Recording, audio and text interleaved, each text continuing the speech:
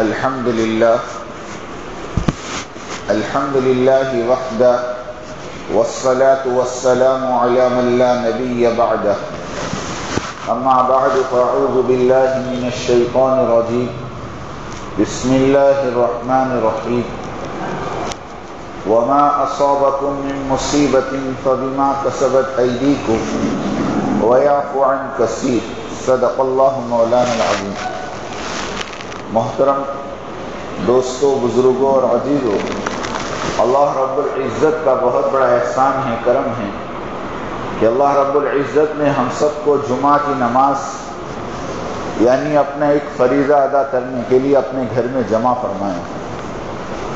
دیکھو، جس طرح ہم اپنے گھر میں اسی کو بلاتے ہیں جس سے محبت ہوتی ہے، جس سے تعلق ہوتا ہے، اسی طرح اللہ بھی اپنے گھر میں اسی کو بلاتا ہے جس سے اللہ کو تعلق ہوتا ہے۔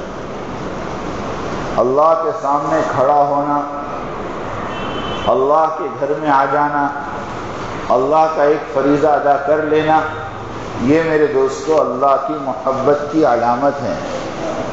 ہمارا کوئی کمال نہیں ہے۔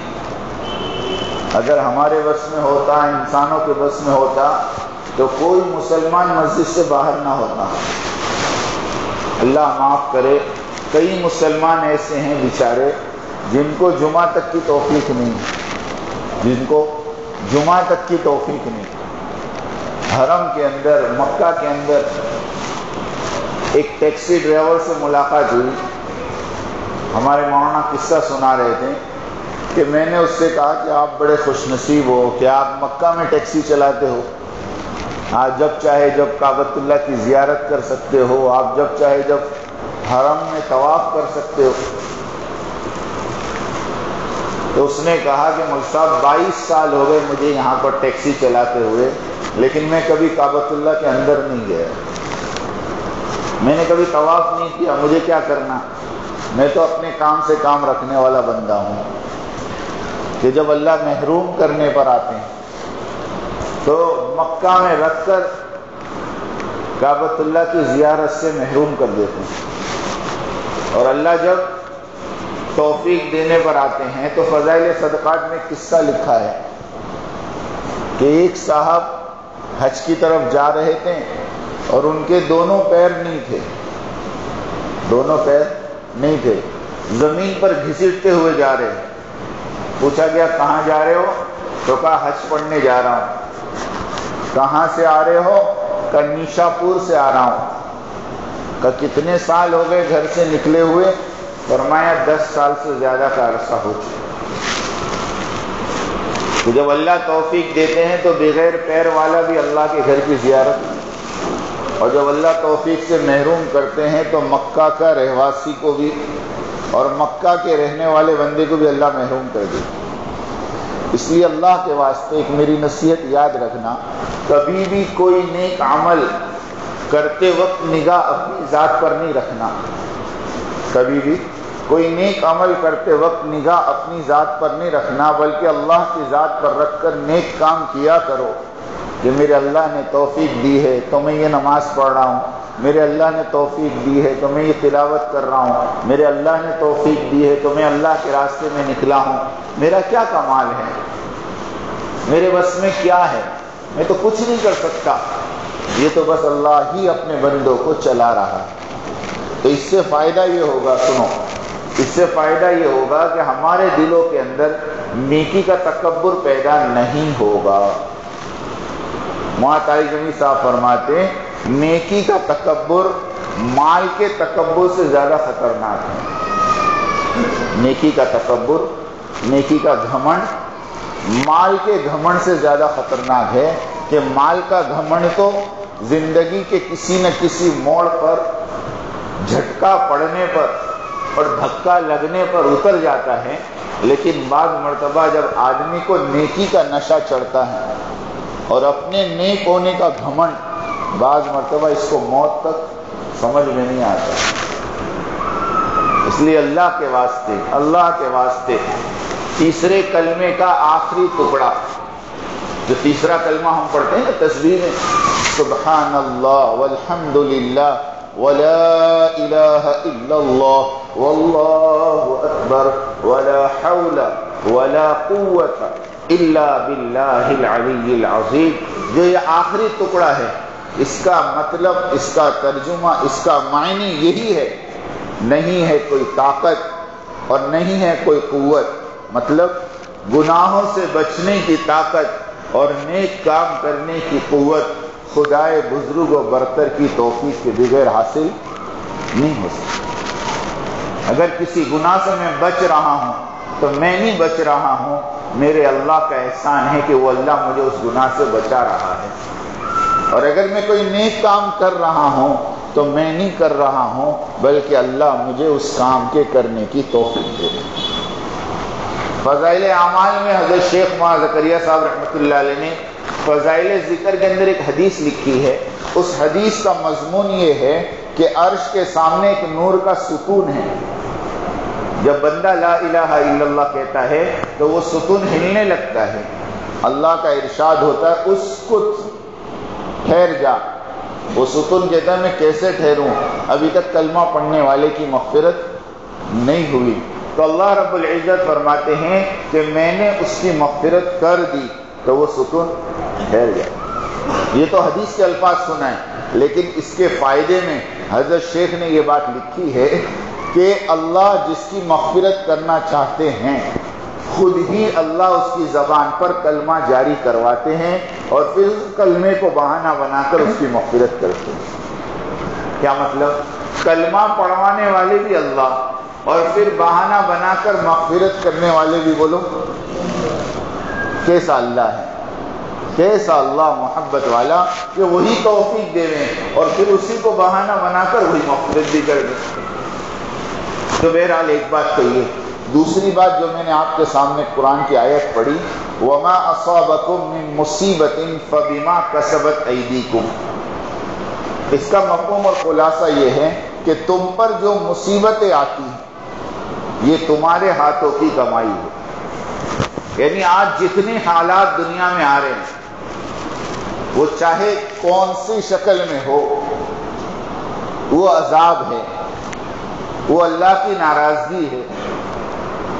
کبھی زلزلوں کی شکل میں، کبھی سیلاب کی شکل میں، کبھی فسادات کی شکل میں، کبھی جنگوں کی شکل میں. آج دنیا میں جو تباہی مچی ہے، یہ تمام تباہی جو آ رہی ہے اس کا خلاصہ 21 پارے میں ہے کہ وما اصابکم من مصیبت فبما کسبت ایدیکم، تمہارے اوپر جو مصیبتیں آتی ہے یہ تمہارے ہی ہاتھوں کی کمائی ہے. ظاہر دوسری اسی پارے میں دوسری جگہ فرمایا ظاہر الفساد فی البر والبحر بما کسبت ایدی الناس، خشکی اور تری میں جو فساد آتا ہے وہ انسانوں کے ہاتھوں کی کمائی. کیا مطلب؟ کہ جتنے حالات ہیں ان حالات کا تعلق میرے تمہارے اعمال سے ہے. اعمال بگڑتے ہیں، حالات بگڑتے ہیں. اعمال سدھرتے ہیں، حالات سدھرتے ہیں. دیکھو اللہ کے نبی آئے اور صحابہ کی زندگیوں پہ محنت کر کے ان کے اعمال کو سدھارا، ان کے اعمال کو سدھارا، یقین سدھرا، اعمال سدھرے.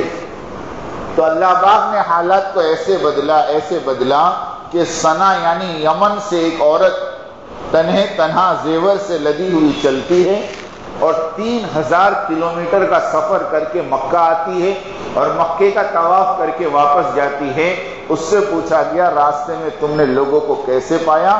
تو کہا کہ کوئی بری نگاہ ڈالنے والا ایک مرد مجھے نہیں ملا. حالات ایسے سدھرتے ہیں. جب اعمال سدھرتے ہیں تو حالات سدھرتے ہیں اور اعمال بگڑتے ہیں تو حالات بگڑتے ہیں. اس کی نشانی بتانے کی ضرورت نہیں، آج ہماری آنکھوں کے سامنے سب کچھ، آج ہماری آنکھوں کے سامنے سب کچھ. اس لیے ایک بات اپنے ذہن میں ہو کہ کسی حال کا تعلق کسی حکام سے نہیں ہے، کسی حال کا تعلق کسی انسان سے نہیں ہے. ان تمام حالات کا تعلق میرے اپنے اعمال سے ہے، میرے اپنے اعمال سے. حضرت معیشہ رحمۃ اللہ علیہ کے پاس ایک آدمی نے آ کر کہا حضرت نظام الدین بنگلے والی مسجد کے اطراف میں بستی میں فساد ہو گیا، مسلمانوں کی دکانیں اور مکان کو جلایا جا رہا ہے. مسلمان بڑی پریشانی میں ہیں۔ حضرت نے ٹھنڈی سانس بھر کے کہا کہ ہاں مسلمان پریشان ضرور ہیں، لیکن اس سے بڑی پریشانی یہ ہے کہ یہ چھوٹی چھوٹی پریشانیوں کو دیکھ کر مسلمان اپنے حال کو بدلنے کو تیار نہیں۔ یہ بڑی پریشانی ہے کہ جب حالات آتے ہیں تو ہم سب مسجدوں کو آباد کرتے ہیں، جب حالات آتے ہیں تو ہم سب اللہ کے دربار میں اور اللہ کے دروازے پہ پہنچ جاتے ہیں، اور جہاں حالات ختم وہاں ہمارے اعمال بھی ختم۔ سچی ہے، یہ عجیب بات ہے۔ اس کے لیے میرے دوستو آج ہم کو سمجھنا ہے کہ آج جتنے حالات ہیں ان کا تعلق میرے تمہارے اعمال سے ہے۔ اعمال کا بگاڑ حالات کے بگاڑ کو لایا ہوا۔ اب دوسرا سوال یہ ہے کہ حالات چونکہ اعمال سے بگڑے ہیں تو اعمال کس سے بگڑے؟ اعمال کے بگاڑ کی وجہ کیا؟ یہ دوسرا سوال۔ دوسرے سوال کا جواب یہ ہے کہ اعمال کا بگاڑ یقین کا بگاڑ ہے۔ اعمال کا بگاڑ، ہاں آپ اس کے بارے میں مجھ سے دلیل مانگو، میں آپ کو دلیل دیتا ہوں۔ پیارے آقا تاجدار مدینہ جناب رسول اللہ صلی اللہ علیہ وسلم نے فرمایا الا ان فی الجسد مضغہ اذا صلحت صلح الجسد كله واذا فسدت فسد الجسد كله الا وهي القلب او كما قال علیہ الصلوۃ والسلام، کہ تمہارے بدن میں ایک گوشت کا لوتھڑا ہے، اگر وہ صحیح ہو جاتا ہے پورا بدن صحیح ہو جاتا ہے، اور وہ بگڑ جاتا ہے تو پورا بدن بگڑ جاتا ہے۔ اور سنو وہ گوشت کا لوتھڑا تمہارا دل ہے، وہ گوشت کا لوتھڑا تمہارا دل ہے۔ کیا مفہوم نکلا؟ کہ جب دل بنتا ہے تو پورے بدن کے اعمال صحیح ہو جاتے، اور جب دل بگڑتا ہے تو پورے بدن کے اعمال بگڑ جاتے۔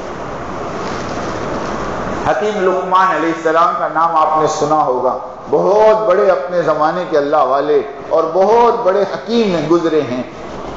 وہ کسی کے ایک غلام تھے، جب ان کے مالک نے ان کو ایک مرتبہ بکری دی اور یوں کہا کہ اس بکری کو ذبح کر کے اس بکری کے اندر جو سب سے خراب چیز ہے اس کو لے کر آؤ۔ انہوں نے گئے اور انہوں نے بکری ذبح کی اور اس کا دل نکالا، اس کو دھویا، صاف کیا، پلیٹ میں رکھ کر حضرت کے سامنے اور اپنے مالک کے سامنے پیش کیا کہ یہ سب سے خراب چیز ہے پورے بدن میں۔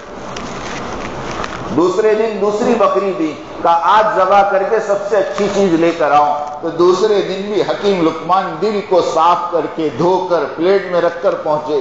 مالک بڑا حیران کہ تجھ سے یوں کہتا ہوں سب سے خراب چیز لا تو بھی دل لاتا ہے، اور سب سے اچھی چیز لا تو بھی دل لاتا ہے، یہ کیا مسئلہ ہے؟ تو حکیم لقمان نے کہا کہ حضرت بات یہ ہے کہ اگر یہ صحیح ہے تو سب صحیح ہے، اور یہ غلط ہے تو سب غلط ہے۔ تو یقین جب بگڑتا ہے تو اعمال بگڑتے ہیں، اور اعمال بگڑتے ہیں تو حالات بگڑتے ہیں۔ اب تیسرا سوال یہ کہ یقین کب بگڑتا ہے؟ تیسرا سوال یہ کہ یقین کب بگڑتا ہے؟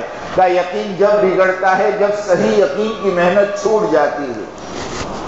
یقین کب بگڑتا ہے؟ جب صحیح یقین کی محنت چھوٹ جاتی ہے۔ اللہ سے ہونے کے مذاکرے، اللہ کی بڑائی کے مذاکرے، اللہ کی عظمت کے مذاکرے، اللہ کی طاقت کے مذاکرے، اللہ کی ربوبیت کے مذاکرے جب ہمارے سماج سے، ہمارے گھروں سے، ہمارے معاشرے سے، ہماری زندگیوں سے ختم ہو جاتے ہیں، اور اللہ کی بڑائی کی باتیں جب ہمارے سامنے نہیں آتی ہیں، تو پھر چیزوں کی بڑائیاں ہمارے دلوں میں آنی شروع ہو جاتی، چیزوں کی عظمت ہمارے دلوں میں آنی شروع ہو جاتی۔ پھر آدمی رشتے نہیں نبھاتا، چیزوں کی قیمت کو پہچانتا۔ آج دیکھو دوستو، آج انسانوں پر محنت چھوٹ گئی، چیزوں پہ محنت ہو گئی۔ انسان کے سامنے چیزوں کی محنت ہے، اس کے سامنے زمین کی محنت ہے، اس کے سامنے پراپرٹی کی قیمت ہے، اس کے سامنے بھینس اور بکری کی قیمت۔ آج رشتوں کی قیمت نہیں ہے، آج ہمدردی نہیں ہے۔ آج ہر ایک کے دل میں یہ بات بیٹھی ہے کہ یہ اتنی چیز میرے ہاتھ میں آ جائے تو میرا مسئلہ حل ہو جائے، یہاں سے یوں ہو جائے تو میرا مسئلہ حل ہو جائے۔ ہر ایک کا یقین چیزوں پر، اسباب پر، شکلوں پر، جائیداد پر، پراپرٹی پر بنا ہوا، اور آدمی اس کے لیے رشتے کا خون کر رہا ہے۔ تو یہ محنت کے چھوٹنے کی وجہ سے یقین بگڑا۔ اب پوری بات یہ سمجھ میں آ گئی کہ ایمان کی محنت چھوٹی ہے تو ایمان کمزور ہوا، ایمان کمزور ہوا تو اعمال کمزور ہوئے، اعمال کمزور ہوئے تو حالات خراب ہوئے۔ اب اس کا علاج الٹا چلو، اس کا علاج الٹا چلو۔ اگر حالات کو صحیح کرنا ہے تو اعمال کو صحیح کرنا پڑے گا، اور اعمال کو صحیح کرنا ہے تو یقین کو صحیح کرنا پڑے گا، اور یقین کو صحیح کرنا ہے تو یقین کے مذاکرے کرنے پڑیں گے، یقین کی باتوں کو سننا پڑے گا۔ دلوں کا جو یقین بنتا ہے وہ ان 4 راستوں سے بنتا ہے، آنکھوں کے دیکھنے سے، کانوں کے سننے سے، زبان کے بولنے سے، دماغ کے سوچنے سے۔ اگر ان 4 اعضاء کو تم نے غلط استعمال کیا تو تمہارے دلوں کا یقین غلط بیٹھے گا، اور اگر ان 4 اعضاء کا یقین صحیح ہو گیا اور ان 4 اعضاء کا استعمال صحیح ہو گیا تو تمہارے دلوں کا یقین بھی صحیح ہو جائے گا۔ اب ان 4 اعضاء کا استعمال صحیح کرنے کے لیے اور ان 4 اعضاء کے ذریعے سے صحیح بات دلوں میں اتارنے کے لیے ہر زمانے میں انسانوں کے لیے اللہ نے انتظام کیا ہے۔ چونکہ اللہ ہمارے رب ہے، اللہ ہمارے مالک ہے، اللہ ہمارے خالق ہے، اللہ ہماری ضرورتوں کو ہم سے زیادہ جانتا ہے، اس لیے اس وقت ضرورت ہے دوستو ایمان کے مذاکروں کی، ایمان کے تذکروں کی، ایمان کی باتوں کی۔ اس کے لیے اللہ پاک نے ایک انتظام کیا کہ دعوت کی مبارک محنت، اور اس محنت کے سلسلے میں اجتماعات کا سلسلہ، یہ اصل میں اپنے یقین کو بنانے کی جگہ ہے۔ تو یہ سنیچر نہیں، اگلی سنیچر کو یعنی 12 تاریخ کی عشاء سے لے کر 13 اور 14 کی ظہر تک، 14 کی ظہر تک گوگا کے اندر ماشاءاللہ پورے زون کا اور پورے 7 ضلعوں کا اجتماع، جس کے اندر اکابرین نظام الدین تشریف لا رہے ہیں۔ ان مسجد، ان علاقوں میں اور اس اجتماعات میں 24 گھنٹے ایمان کے مذاکرے، 24 گھنٹے یقین کے مذاکرے، 24 گھنٹے اللہ سے ہونے کو جب بولا جائے گا تو میرا تمہارا دل اس سے تاثر لے، جیسے ہم روحانی، جیسے ہم جسم